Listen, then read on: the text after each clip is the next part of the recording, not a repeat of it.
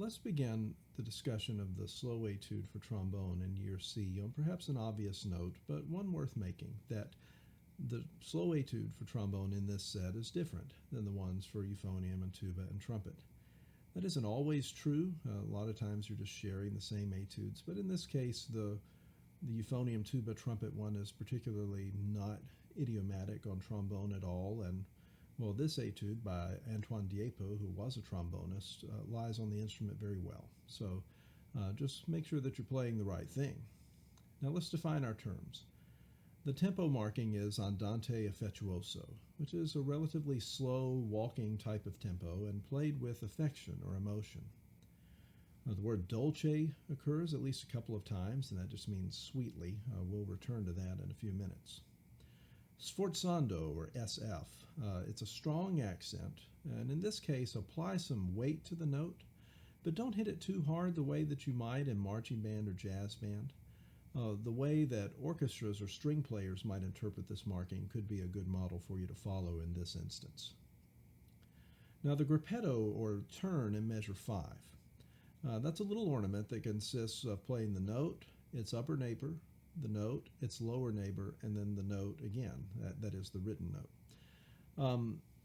You don't need to play this necessarily too quickly. There's a model for you in the demonstration video that I've provided, but there are other ways that you could go about it. The main thing is that it should be there, it should be nice, it should be played sort of delicately. Don't think that you have to go faster than you're comfortable. Just keep it more or less in time, and otherwise try not to draw too much attention to it. An ornament should sound nice, it should sound decorative, but it ought not to overwhelm the main musical intent of that passage. Now the tempo. Your instructions say that this etude should be played with the dotted quarter note at 48 to 56 beats a minute. Now, even though that's quite slow, you're going to want to feel this etude in 2 rather than in 6. That will help you to maintain a certain flow in the music, even though, again, the movement is rather slow. Just because it's slow doesn't mean that it should become stodgy or stale. Legato articulations require constant airflow. Most method books teach trombonists to execute legato articulations by tonguing softly. Now, while legato does require a soft tonguing technique most of the time, the most important thing in executing legato is that you blow a constant airstream through the passage, so that keeps the buzz going steadily.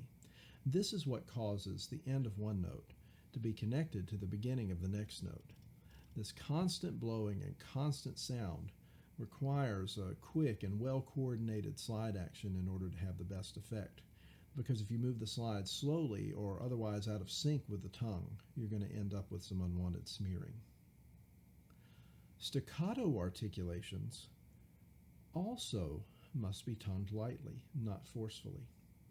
Sometimes we can have a tendency to think that if legato articulations are tongued lightly, then staccato ones, it might stand to reason, should be tongued with more force. But in reality, a good staccato is tongued just as lightly, if not sometimes even more lightly, than a good legato.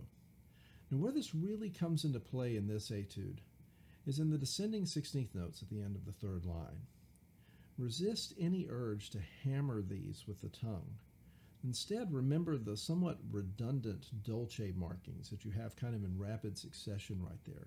It says sweetly, so they're really trying to remind you here that you don't need to hammer this staccato passage, but you need to treat it with an appropriate delicateness. 7th, thoroughly familiarize yourself with the key of A major.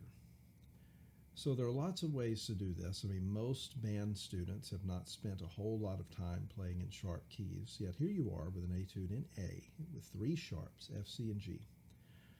It might be a good idea to mark a lot of these accidentals right in the sharps, right in the B naturals and the E naturals. And then besides that, play exercises in the key of A. On our Ole Miss Low Brass website, there are some scale routines in all keys that could be useful tools here. You could do the scale studies in the Arbin book or in other method books, or pretty much any etudes and pieces in the key of A. Anything you can get your hands on that will let you spend time working and playing in this key. Heck, you could even take some music that you have that's in A flat and then just take it up a half step just so you can get familiar with it. Anything you can do to make yourself feel more comfortable and just more adept at playing in the key of 3 sharps will be very helpful to you. Next, thinking about counting and tempo again. You do need to always subdivide, but don't be afraid to allow a little bit of push and pull in the tempo. And you'll notice this in the demonstration video, that this etude doesn't really work particularly well if it's played with a totally strict tempo. You want to be able to push ahead a little bit in the first parts of certain phrases and then pull back in the back parts of the phrases. And if you are keeping a subdivision going in your head as you do this, you'll find that you're able to emote a little bit metrically without going too far off the deep end, as it were, and wind up in some kind of real serious rhythmic trouble. Just a little bit of expressive modification of the tempo will be good for you.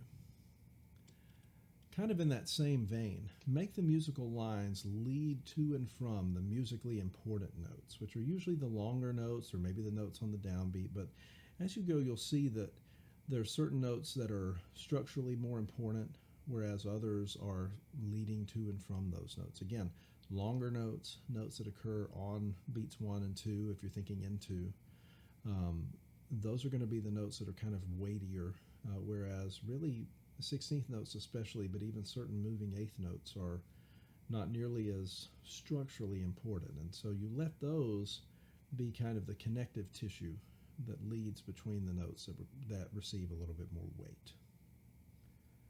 Last thing, as I say on pretty much all of my instructional videos about etudes, plan and mark your breaths. That also goes with establishing good phrasing, because you're going to be making musical decisions about where to breathe. And if you do that, if you do that planning without your instrument in hand, just sit down and kind of sing through the etude, figure out where the natural pauses occur, and then mark breaths in those places. And then try to hold yourself to that. You'll find that your performance is more consistent. And because nervousness in the audition room or elsewhere can cause us to want to breathe more shallow and breathe more frequently, if we have practiced a consistent and really in the same places all the time pattern of breathing, you're going to find that that pattern reasserts itself in the audition room. So even though the nerves might tell you to breathe more frequently, your habit is going to help you to breathe in a more measured and musically responsible sort of way.